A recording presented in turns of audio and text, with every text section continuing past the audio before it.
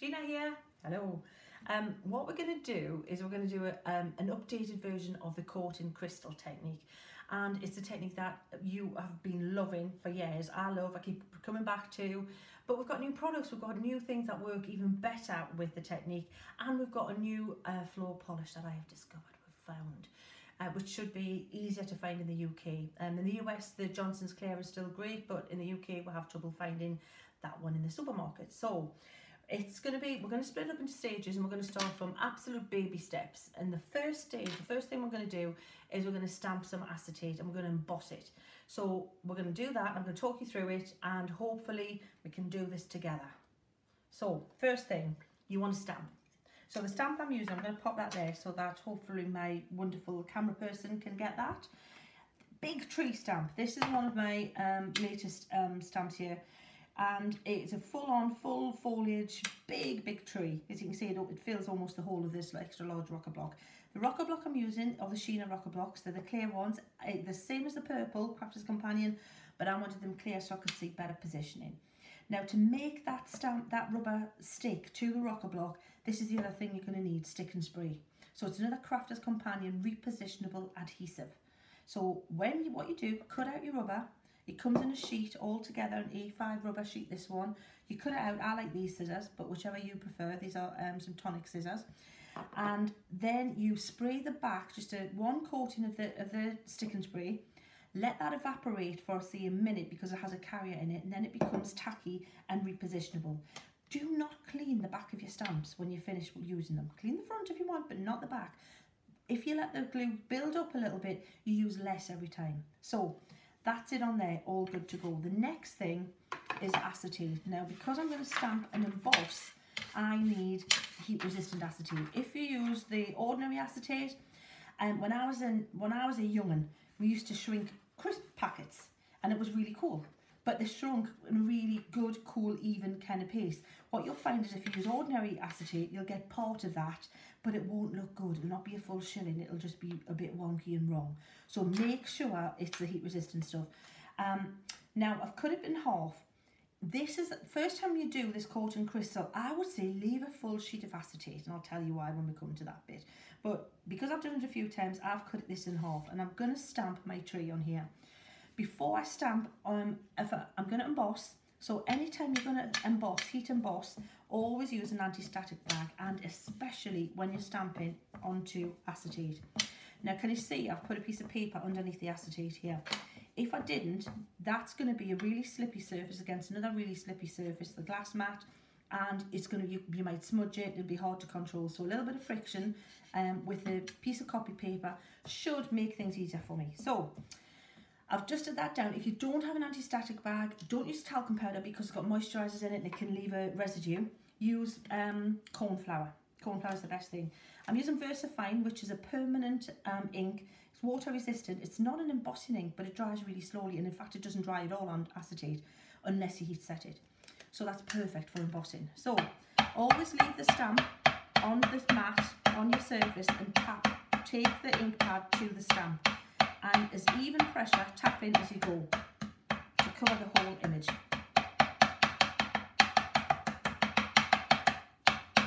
Little couple of extra taps there, just now. We're going to centre this. Doesn't matter that much because it's just going to be stamped on here, and then I can work around it with the process that I'm working from the back. So press down, lift it up, perfect. Ah, look at that. The stamp sometimes looks pretty rubbish when you get them. You can't see the detail until you ink them up. Then you see it and you go, oh, okay, because you think you've bought a thing of rubber with nothing on it. But then when you transfer it, you see that just makes me happy, especially as I do it. So now I'm going to use some clear embossing powder. You don't have to use the mothership like I have here, just ordinary. You know, this is a bit greedy, this amount of embossing powder. But that there, just to cover now, will cling to that ink that is, like I said, is slow drying. And now we're going to heat it. Now this here, I'm going to come back to this because we need this piece of paper shortly when we get messy with the floor polish. And then I'm going to take this and I'm going to start heating it. When you heat acetate, even the heat resistant stuff isn't indestructible. It's not like Captain Scarlet, okay? So what you want to do is get the heat gun up to temperature. So let it get hot for a few seconds. Then start at one side and hold back. Hold it as far back as you can and still have it emboss and melt. Can you see there? It's still melting as we go. And if you look across, you'll see that it'll go from matte to shiny. Now this could be a black embossing pad. A black embossing pad would look even more impactful. It would look better than the black ink with the clear on top. So if you want it really, really black, that would be the way to go. We can strengthen this, we can play around with the tree, we can colour on this side with a black permanent marker. We can even highlight it with a white pen, a white gel pen. Now what I'm doing is I'm looking across and I can see there's a little bit here that hasn't quite melted, but I'm careful not to over melt it. Because if you do, your embossing powder doesn't get any better, it gets worse. It goes matte and dull and it flattens onto the surface. So again, just get the light across it, double check, depending on what the light's like in your room, you might have to do this 2 or 3 times just to make sure you've got it all.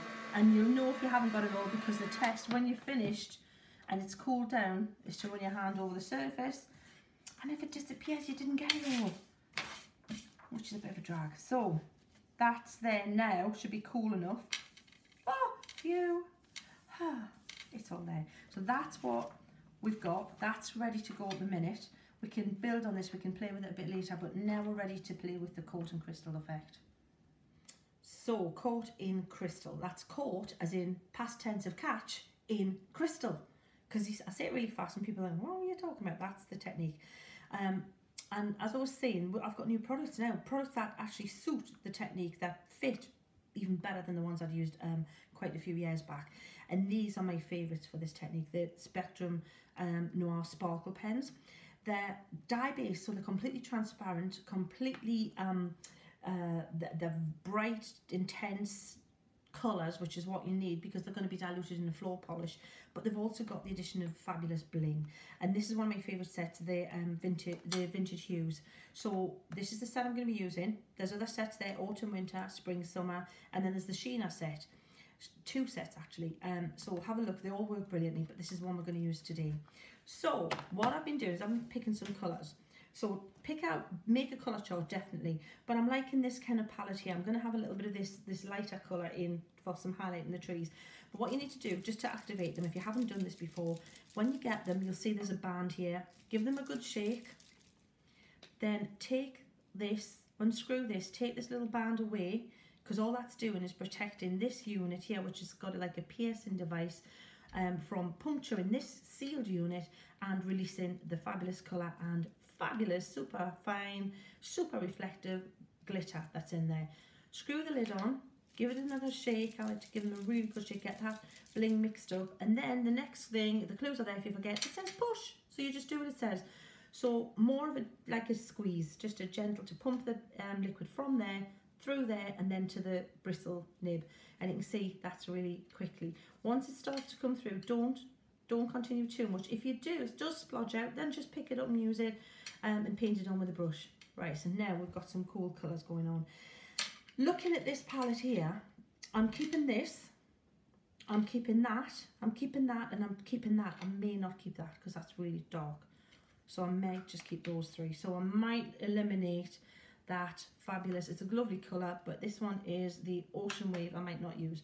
They're the ones I'm going to use. So next thing, I'm bringing in some copy paper. This is really important because when you're working, when you're doing the coat in crystal technique, you're going to want to lift this up and move it somewhere to dry. First time I did this, I had about 20 odd of them around the dining room because it was so much fun and I wanted to keep making them and see what they look like. You're going to work on the reverse side. So the side that you've embossed, turn it over. Next thing you want is a tissue. So ordinary tissue, man size are better because you're going to get a bigger surface covered. Then you're going to split them. So with man size as well, you get 3 cards with 1 tissue. Talk about value. And you're just going to split the 2 layers like that. And then scrunch them up. You don't want holes in them, but you want them scrunched up, and then you want to flatten them out. But not completely flat, or there would be no point scrunching them out because this is going to create the facets and the movement in the background. So that's what you're going to have ready. Next thing, have a large-ish paintbrush, either this one or this one from the Royal and Langnickel set, the flat brushes. They're ready. And most importantly, floor polish. Now, this is what we've discovered here. Lakeland. So there's Lakelands, I know they're all over the place now, but they do a great floor polish here.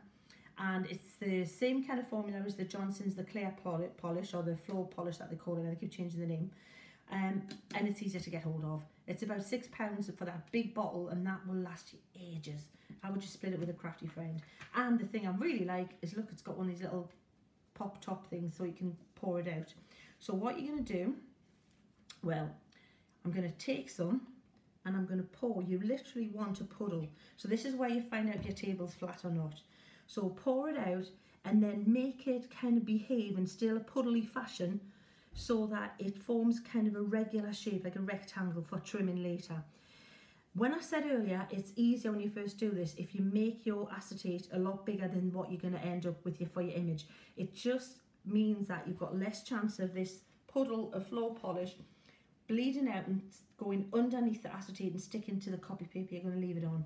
That's just a temporary thing, the copy paper. And it means then you've got to clean it off the front of the acetate if that happens when it dries. So we'll see what we've got on there. We want enough now for these colours to actually move and swirl in the liquid. That you don't want it static, that's the thing. We don't want static paint. So what I'm doing is I'm taking some colour and I'm scribbling it onto my mat. I'm not going to take my pens directly into the polish because I don't want to contaminate my pens. So by squeezing a little bit of colour onto the mat like this, then I can pick up this colour and I can say, right, let's pop some of this light green at one side of the tree. It's kind of random. You don't go for fine, precise placement of colours here. We're not looking for that. That's the beauty of this technique. We're looking for swirly, pretty, kind of abstract shapes rather than precision.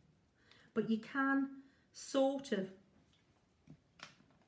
plan where you want it, but you're never going to get it perfect, but that's the fun of it.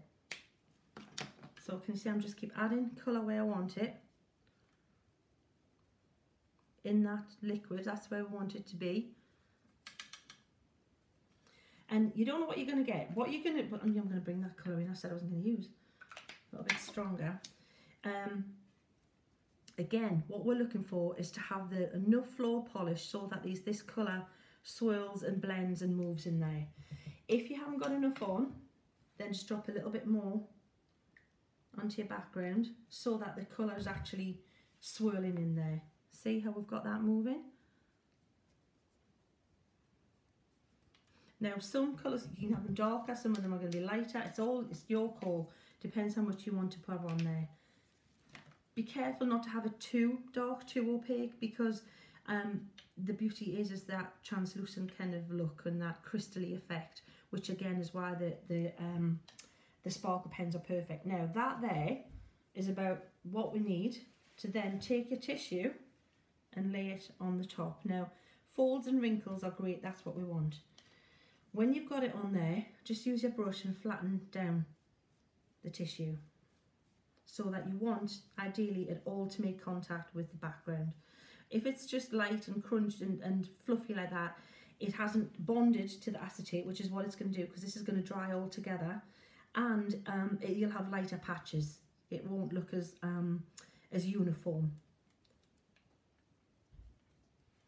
And when you trim it, it could pull away from the background. So if you need a little bit more on again, you can just drop a little bit more like this, just to make sure that it's all sealed together, see? And if you've got it, you want it so that you can trim it easily. So if you see like this corner, there's a little bit there that doesn't look like it's stuck quite as well as it could do, pop a little bit down there. Now this is where the patience comes in. You're going to leave that there to dry overnight, which is what I did first time, or if you're like me now and totally impatient, you can get your hairdryer is actually better, or a heat gun, hold it away from it, but leave it for at least an hour so that it bonds, and then you can force dry it a little bit, and then we're going to regroup and I'll show you the next bit. So here we are back, all ready to play further, and it's looking rather nice, I have to say. So this is where we left it, not there because it's been trimmed down, as you can see. But look at the back. This is where what we had, this smushy kind of mess with lovely glittery bits and bits. To be honest, I like the back as well. If you want that textured kind of mulberry paper look with glitter, it looks cool as well. But what I've done is I got my trimmer. Now this is important. I like a guillotine trimmer for this because it's a proper slicey blade. And what you do is you trim around. So you remember when I said when we put the polish on to try and make it in a kind of regular rectangular shape, although it was a puddle, you've got enough on there that's pooling up on the acetate, but controlled puddle. So what you do is you actually slice through the paper, the tissue and the floor polish, the paint and the acetate all at once, so it all sticks together, bonds together. That goes in the bin, and then when you've got it nicely neatened up, you've got a picture that looks something like this. But the thing is what you'll find is when you put something behind it, that's when it comes to life. You put some white card, can you see how it pops with all the colours in it? Absolutely gorgeous. And then you get the reflection of the sparkle pens through it. Sparkle pens are absolutely, it's a marriage made in heaven with this technique because of the bright, the vibrant, the intense translucent colour with the sparkle. Now you'll see there's something going on here. What's she done? A little bit of highlight, a little bit of a darkening thing going on, a little shadow. What I've got is I've got two pens. I've got a white gel pen, and I like this one, the Uniball one. It's a good one. I really like this one. I mean, whichever one you use, if it's a good one, that's all great as well, because they're much of a muchness. And then I have my art liner brushes from Spectrum Noir. Now, there's two sizes. There's the larger one here, which I think is the 008, or the brush pen. And what I'm doing is I'm going into the bits on this tree where I want to darken. So underneath the bough bits at the bottom, you see how I've drawn it, is where you've got fluffy boughs of foliage. So all I'm doing is I'm scribbling towards the base of the little fluffy bits, so the underside of the fluffy bits, where the shadow would be, where the light wouldn't get through. And then the top bit, so don't have to take ages. It's not one of those things that, you know, you've got to labour over. Scribbling looks better, because actually that's how I drew it with the foliage on the trees. Is you're not going to draw each leaf, so you kind of scribble and make it look leafy. And then a little bit of this under the base as well. If you pop a little bit on there. Now, if you heat set this, it's gonna dry quicker. But be careful if you've got embossing powder on there, because you will remelt it. And then what I've got is the white gel pen. Be careful with this. Is what you want is a piece of scrap card to just keep getting the gel pen working again, because they kind of need friction to work. And obviously there's no friction on acetate. It's a shiny surface.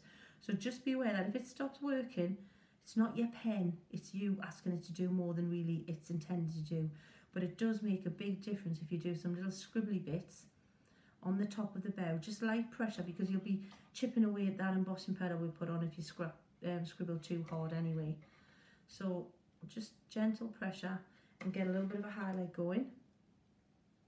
And if it stops again, just scribble on a piece of paper. A piece of black card's better, because you can see if it's coming out on a piece of black card, like white on white. Bit of a challenge. I popped a little bit of a highlight on the tree trunk here, on each side. Just gives it a little bit more interest.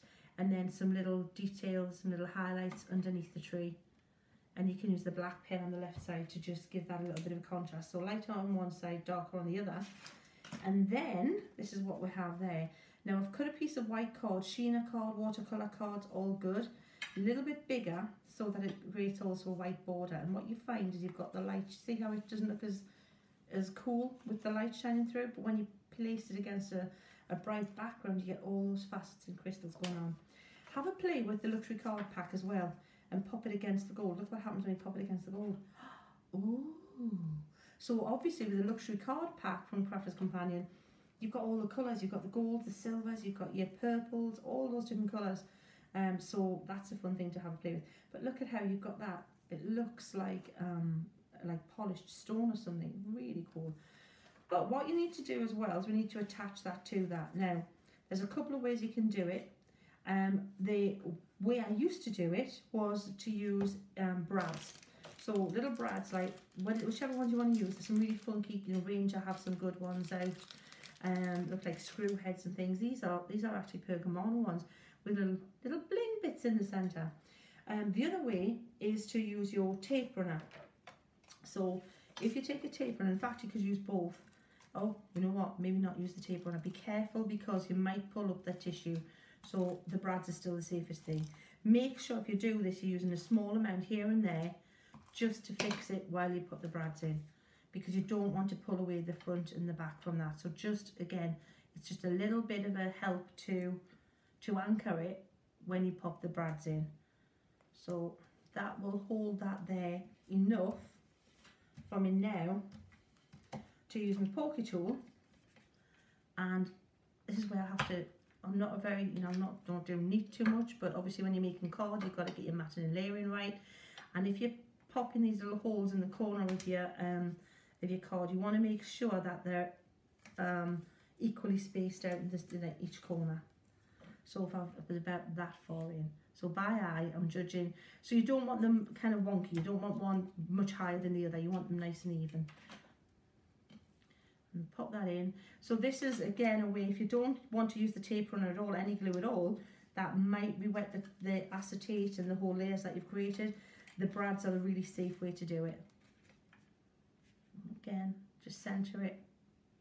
If you pop this against a like a spongy background, a mouse mat or something like that, it's easier to do. But just be careful you don't crease the card while you do it. And then when you've done that, what you normally do to flatten them out is get something a bit heavy. I used to use an old acrylic block back in the day to give it a wallop to set that, to flatten them down so that they're easier to glue. But anything heavy, oh look, we'll use some imagination, sparkle medium, which I'm going to do any time now. And just give it a tap, that'll flatten it down. And then you have your beautiful topper that is now ready to be stuck onto some gold, which I'm going to use the tape runner for again now. If I use wet glue, I'm going to get it everywhere, especially with mood cards. So this is where I get panicky if I'm down to my last 2 or 3 reserves of these, because without them, my cards aren't looking pretty. You know how messy I am. So just when you're doing this, it's one of those things, if I do this on TV and we've got the overhead camera, you're always getting things shouted in your ear, like get your head out of the way, because you've got to lean over the top and look straight down to get it centred. So hopefully that's close enough. And then we've got the topper ready. Looking pretty cool. And I've started working on a card base. So it's one of the 8x8 cards. I'm using the leaves from the same stamp set, what we call it, Call of the Wild. I keep forgetting what I've called them. I'm using some VersaFine Smoky Grey.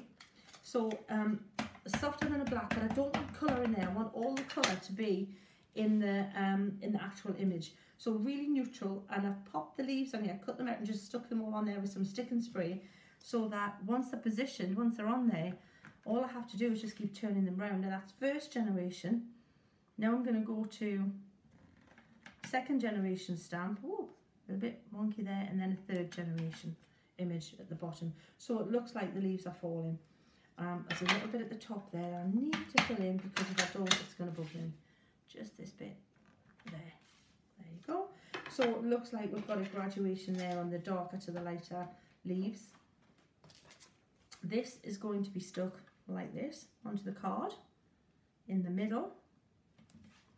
So you could 3D this, you could use your foam pad, you could use your gel, but I think I'm just going to stick it flat. And then I've got some wording from the same set. I'm going to pop that on there as well. So I'm going to make some more of these Cotton Crystal cards, because I know there's loads of you who I've been talking to recently didn't even know about it. And so, wow, you absolutely need to. First time I did this, like I say, I had about 20 odd of them drying everywhere in the house, any flat surface, dining room, kitchen, everywhere, these drying overnight. But now I know if you leave it about an hour, you can actually dry it with your heat gun if you hold it back, or even your hair dryer. So this would be 3D'd on here. I think that would look better with a bit of 3D foam, Collal 3D gel. But as I've got my tape runner here, I'm going to stick this down so you can see what it looks like. But when you do yours, I would definitely 3D it. So I'm going to pop that one just across here. so that it just catches the bottom of the card. And I'm using the brads to kind of get it even as well. So hopefully, looking at the bottom of the card, looking at the topper, then I can pop that down and commit to sticking that down. And there we've got our first Quartz Crystal card. Other things you can do though, if you wanted a bit of bling to the outside, you could use something like stickles and add a little bit more glitter on glitter. Stickles that work are even better. Oh, it's always the same whenever you want it. And this is definitely my favourite glitter glue. Yeah, it's coming out there. I think this might even be the one that I picked off the production line at Ranger in New Jersey when I went to the factory to get certified. As a Ranger educator, just saying, many moons ago. Just pop a little bit on there. And then when that catches there, so it's all about the layering. This is so different to the ones I did back in the day, the first ones, but we've got more product and we've got more techniques now, and we've got more awareness. The more you play, bring them in and just mix it up. So all the techniques you may have forgotten about, get back to them and see what more you can bring to the table. There you go, Quartz Crystal.